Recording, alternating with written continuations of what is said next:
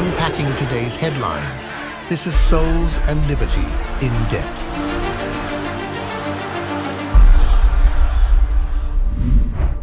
Hello everyone and welcome to In Depth, a production of Souls and Liberty brought to you in partnership with MyPillow.com. So what exactly happened? What was the vibe shift that happened in the election? Something happened because this turned out not the way the Democrats thought it was going to be. I'm sorry. The communist Democrats thought it was going to be. Joining us today, fellow Souls and Liberty contributor, Stephen Wynn. Stephen, there's a little phrase that Donald Trump was using there in those last couple of weeks. He kept calling the GOP, the Republicans, the party of common sense. What do you think he may have meant by that he didn't even realize that he meant by that? Well, yeah, it's interesting. If you look at this through a Catholic lens, really what he's describing is natural virtue, and we saw millions, tens of millions of Americans with Goodwill step forward and really rescue the country at the last minute via the ballot box. We had all kinds of folks who went to vote, who may not have voted for the GOP before, but they recognized the threat that the lunatic left presented to the United States. And many of these people, they may not be particularly well catechized. A lot of them were unchurched, but because they were operating out of a place of natural virtue or common sense, as Trump termed it, rightly so. They were spurred to action, basically, and really, ultimately, I think that is what gave us this lifeline that we have now. Yeah, it is a lifeline, and we've got to do, as we've been talking about, and producing stories and articles and everything else on. We've successfully landed on the beaches, we've secured the beachhead, but that doesn't mean we've gotten Berlin yet. So, this is right for the World War II buffs in the crowd out there, reference obviously to D-Day, June 6, 1944. Do you think that there is, we talk about spiritual warfare all the time, and it's inescapable that you have these two dimensions of the spiritual, the natural virtues that reside, as God wrote his law in our hearts. And they play out kind of in this particular example. They play out all over the place every day, but they play out in this particular example, I'm talking about the world of politics. These two things mesh together, and it's kind of trying to take the dye out of water. You kind of really can't do it. Once they mingle together, you've sort of got a new thing. And it's, that's how we're constituted. And I don't think a lot of people really stop and think about, wait a minute, we're body and soul. We're a composite. These things that we just kind of walk around and appreciate every day in the world, and then, or for that fact, just ignore, just take them for granted. They really are sort of the staple of human existence. Yeah, absolutely. I think that basically, it's when we talk about common sense, it's common because it really is written on every human heart by God. And ultimately, each of us throughout his or her life, as we go along, we either, respond to that or we reject it, basically, thus giving us either goodwill or bad will.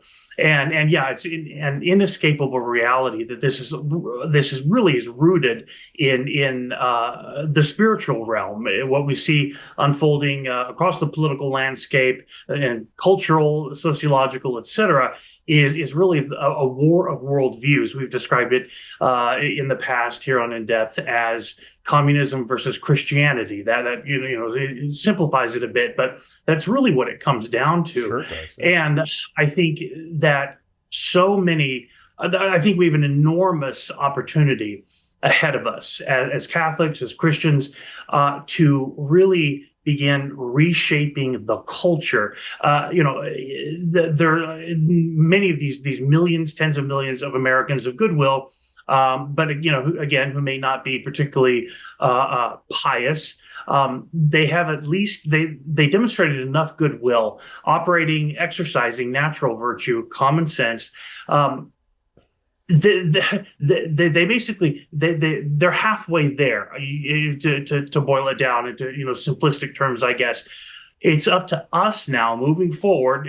As you said, here on the beaches of Normandy, it's up to us to continue pushing them ashore. Basically, we have it's our task to really connect the dots that. Yeah, of course, it's unjust. It's unfair when you see, men being allowed to go into women's restrooms under the guise of equality and equal rights and whatnot.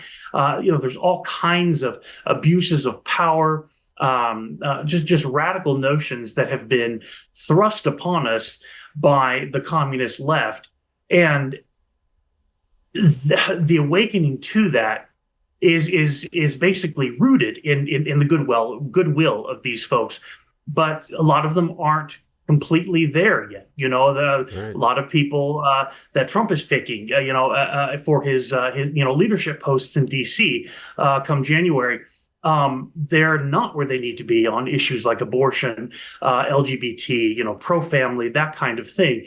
But even though they fall short in these areas, they've demonstrated enough natural virtue, common sense, that lets us know that there's something there to work with, basically. Sure. And so it's up to us really to start working in that area to help them cross the finish line, so to speak. Yeah, St. Thomas described all of this as sort of apt matter. It has the aptitude. It has, you have something to work with. If Harris and company would have won, and there was nothing on the table. It was just not. You can't make something out of nothing. And it would have said something if most Americans would have, and let's not forget the fact that, 70 million Americans actually agreed with that. Or maybe they at least were stupid enough to go, I hate Trump, I don't care about America, just hate Bad Man Orange. But, a substantial number of Americans exercised bad will at the ballot box. More, thank God, Americans exercised goodwill. But when we come back, I want to talk about sort of the theological, philosophical, spiritual aspect of all of this. The culture, politics, what's the point here of all of this? Is it just to get gas down $1 a gallon? We'll be right back. Because of your overwhelming support, our $14.88 MyPillow has been one of the biggest sales in MyPillow history. I couldn't think of a better way to say thank you than to extend our wholesale pricing through Christmas. Get a classic standard MyPillow for only $14.88. Upgrade to a queen size, just $18.88. King size, only $1 more. Get my body pillows for only $29.88. And ready? Multi-use MyPillows, only $9.88. It's perfect time to stock up for Christmas gifts for everyone on your list. Go to MyPillow.com or call the number on your screen. Use your promo code to take advantage of our wholesale pricing. Including my classic standard MyPillow is only $14.88. But that's not all. I'm so confident you're going to love our classic MyPillows that I'm going to extend my 60-day money-back guarantee until March 1st, 2025. Plus, orders over $75 ship absolutely free. All right, we're back now. Stephen, what do you think is the point of, from a Christian perspective? What are we trying to do here in the world of politics? Sure, get Trump to win and, kind of get back and, put Merrick Garland behind bars and hold Obama accountable for setting up the whole deep state and blah, blah, blah. But that's all just on the natural level. Let's go to the supernatural level. Your thoughts? Really, I think the answer is the same. We're trying to save the United States of America because, the left and their philosophy, their theology, you might say, it presents an existential threat to the life of the country. And, just because we won on November 5th, the leftists are not going to just retreat quietly into the night. Yes, they were, knocked back on their heels, but they're already formulating massive plans for counterattack. They're going to throw every obstacle that they can in Trump's way. And so we've got to remain vigilant, remain active, remain very much engaged, because I think if we do not, if Catholics and if Christians as a whole who really are awake to the spiritual aspect of this conflict, if we just sit back and rest, even though that would be nice, if we sit back and really do nothing more, the MAGA revolution, as you might call it, it will stagnate, because it has to go. It has to go deeper than the deep state. It's not just about reforming the institutions, which is absolutely necessary, and Trump's off to a great start, preparing for that. But in order to truly make America great again, we have to make America moral again, and that's going to take some time. Sure. These folks who voted for Trump, maybe never voted Republican before, they're not going to become pro-life overnight. We have to open their eyes through the use of reason, we have to basically build upon their natural virtue and help them see that that they really are only halfway there, basically. Yeah, no, it's well put. I think one of the challenges with this, Catholics turned out in giant numbers. I'm going to get to that in my commentary piece, but they turned out in giant numbers. Evangelicals and various, depending on which denomination you might be talking about, and there's 40,000 different Protestant denominations. You can kind of clump them, so to speak, into various worldviews and how they approach it. And of course, there are some who say, nothing to do with politics. That's a lot of people. There's a few millions of Protestants in that group. They're sort of the more fundamentalist branches of Protestantism that, I'm sorry, politics is too dirty. I've given everything over to Jesus, let him do everything. Forgetting the whole notion that we have various commands from Jesus to do stuff. But you see, the movement, for example, among the Amish. That was a huge number of Amish voters.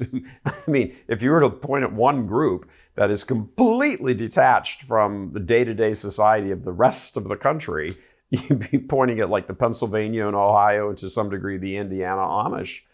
And here they are going in their buggies, and Elon Musk's PAC, got buses for them and loaded them onto buses and drove them. They can ride in a vehicle, they just can't drive a vehicle, a regular, car, truck, van.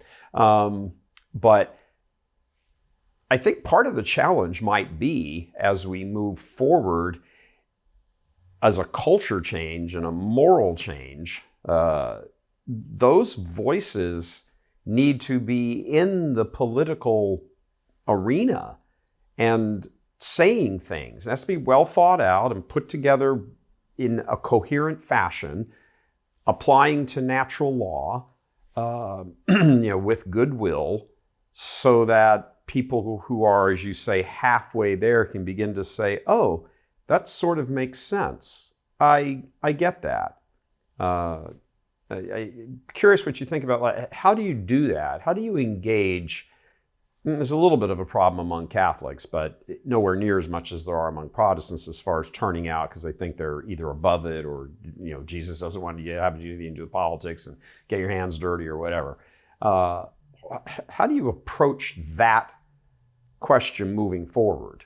That's a good question. I don't know that I know the answer to that. To your point, absolutely. The Amish were just a classic case of folks who are, as you said, not necessarily deeply engaged in contemporary American life, but boy, they were heroic in their response.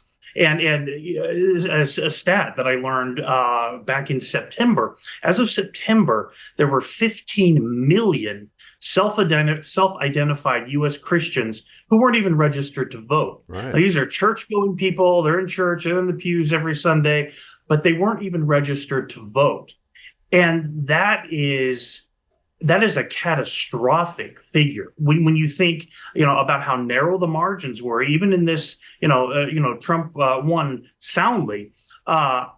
Still, 15 million voters, were completely disconnected for whatever reasons. That's inexcusable, because ultimately it isn't just the life of the nation that's at stake.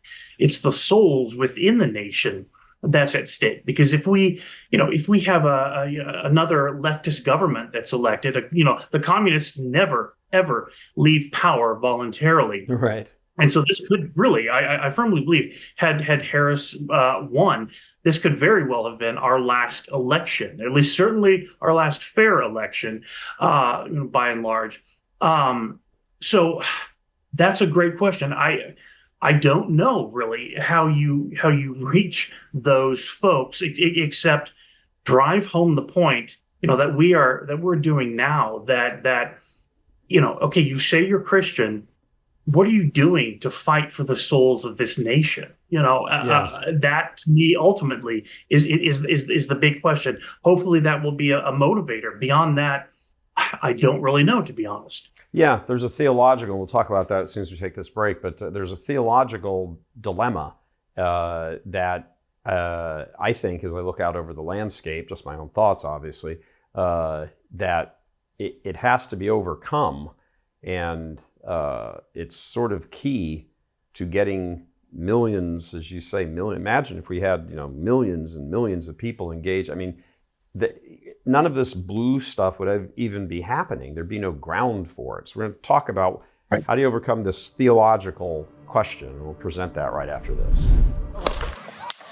The establishment has tried to assassinate President Trump twice, but we can't really be shocked that those who slaughter 1 million unborn babies each year would try to kill one more human being who stands in the way of their diabolical agenda.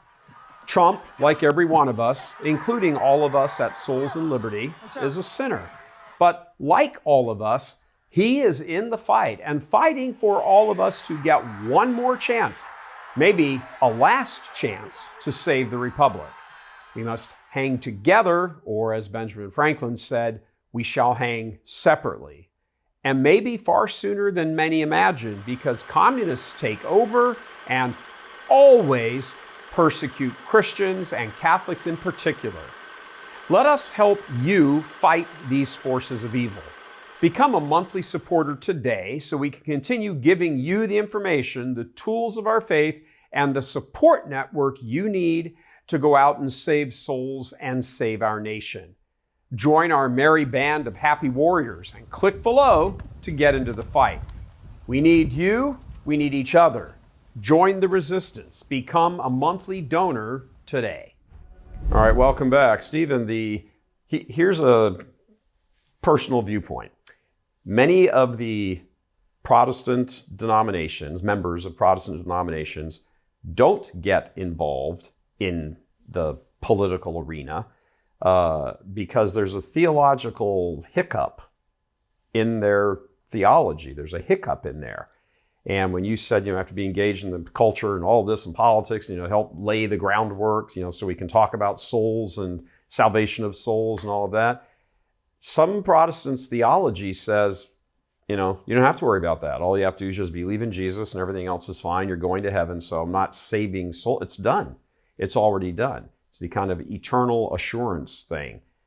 That theological problem, I think, is, at least in part, sitting at the root of why so many Protestant denominations, members of Protestant denominations, just don't go vote. They don't see, the idea that you have to actively work out your salvation in fear and trembling, that it's an ongoing process, not just I believe in Jesus and it's done. If you do believe in Jesus and it's done, why would you get involved? If you believe, as St. Paul says, work it out, it's a process, well, you would get involved. So this is really, I think, a theological issue as far as getting some of these guys registered and out the door to vote. What are your thoughts? Yeah, I think you're probably right there. And maybe to help awaken that particular demographic, we remind them of fairly recent history. We just look back over the past century. Russia, pre-1917, was a very religious country. Yeah. All right. What happens? The communists seize power and they install an atheistic government that lasts, almost a century. And basically atheism explodes. How many tens of millions of souls were lost in communist Russia, souls, not just lives. I'm talking about souls under that regime, because that regime it imposes its ideological viewpoint on its citizens. And you just think about the enormity of the loss. It has to grieve God, I know. So it's incumbent upon us to yes, work out our salvation with fear and trembling.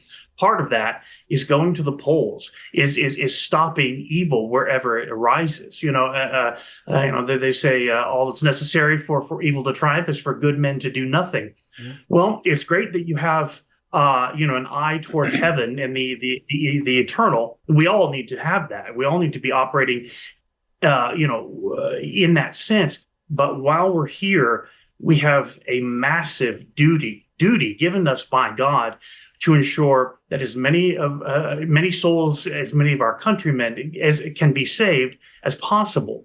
And if we just lay back and do nothing, evil will triumph. I mean, we've seen that again and again and again over the past century plus. And yes, we've been somewhat insulated, I think better insulated than a lot of countries because of the strength of our Constitution. But ultimately, even those protections can be overcome if we allow them to be. Yeah, exactly. Ronald Reagan used to say, you can, liberty and freedom and, needs to be fought for in every generation. It's scary, really, when you think about like how close we just came. I think the assassination attempt in Butler, Pennsylvania, against Donald Trump is kind of emblematic of that. I mean, he came within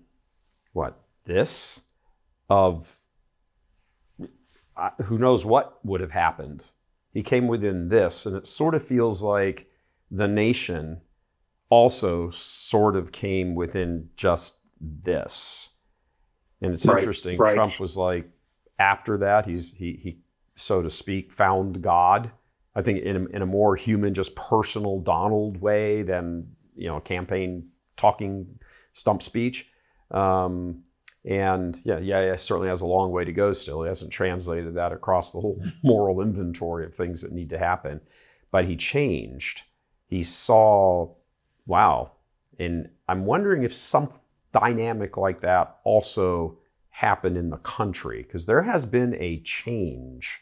Every single county, whether it went blue or red, turned redder than it had been before. Every single county in America, 6,700, whatever it is, whatever that number is.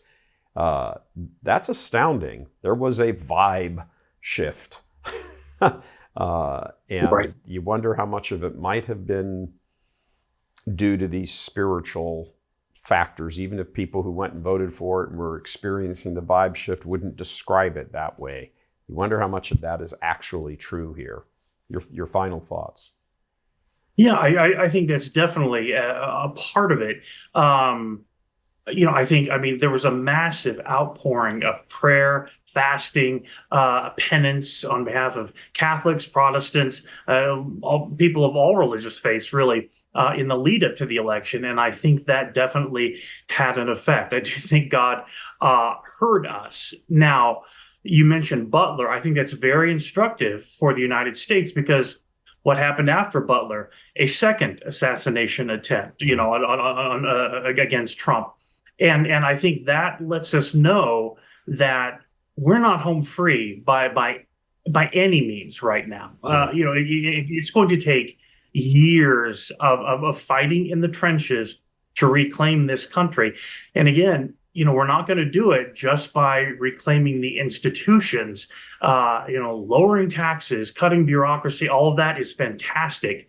But we have to make this country moral again, because again, at its root, this conflict is spiritual, and it's essential that all Christians, understand that and that they respond accordingly. Yeah, that's very true. Yeah, it's battle never ends. Work out your salvation in fear and trembling. Pardon me. Yeah, that's That's St. Paul saying that. I'm just repeating it. Stephen Wynn, thank you very much for joining us today. Good insights, as always. Stuff to chew on. Nom nom. Stuff to chew on. Appreciate it, brother. Talk to you soon. God bless. God bless. All right, as you dig through the carnage from the Democrats' perspective, you go through the autopsy of the numbers, and this always happens after. It's like, what went wrong? How did we? And the autopsies were obviously always done by the losing side. But the winning side also does its own little research to say what worked, what should we emphasize, what should we do more. And on that score, look at this headline. Trump owes his win to the Catholic vote. But, look, we've been talking about that since, we were founded here, back in April, and been pouring our efforts into getting out not just the Christian vote in general, absolutely, but specifically the Catholic vote. Well, here's some numbers that are absolutely devastating to the Democrats regarding the overall overall Catholic vote. 58-40. Donald Trump won the Catholic vote 58-40. 18-point butt kicking. But if you dig down into those numbers, even more devastating for the Democrats, the white Catholic vote, he won by 26 points. 26 points. That is devastating. When you look back through the history of, all the way back to, JFK, if you win the Catholic vote, you almost always win the White House. But it's not just the big giant numbers. You can't win that kind of numbers of the Catholic voters, which, by the way, represent between 1 out of every 5 and 4 voters in the U.S. So that's an enormous number of voters, and you're getting an enormous margin of their vote. Harris's goose was cooked before the first early mail-in vote went in. If that's the way it went, that didn't all just change in the last 36 hours before voting. That's a groundswell, and nobody had really detected it. There were a few polls here and there that said, oh yeah, Trump's winning like 60-40 or 55-45 and all that sort of thing, and kind of raising the red flag. Those are devastating earthquake, you're done, nail in the coffin, stake in your heart numbers when it comes to Catholic voters. And that blue wall, which I don't know why they keep calling it a blue wall. There's been 3 elections, and Trump's won those blue wall states twice. So each of them, when you add them together, there's been 9 opportunities to vote. 6 of those opportunities, those states have gone to Trump. This time, however, when you look at the Catholic vote, all 3 of those have larger than their actual, relative to the whole population, percentage of Catholics in them. Big thing. That's a huge thing. Pennsylvania, Michigan. He won the Catholic vote in Michigan by 20 points. 20 points. He won Pennsylvania by 16. He won North Carolina by 17. These are just gigantic numbers. Wisconsin, he won by 16. Double-digit leads, and it smashed through.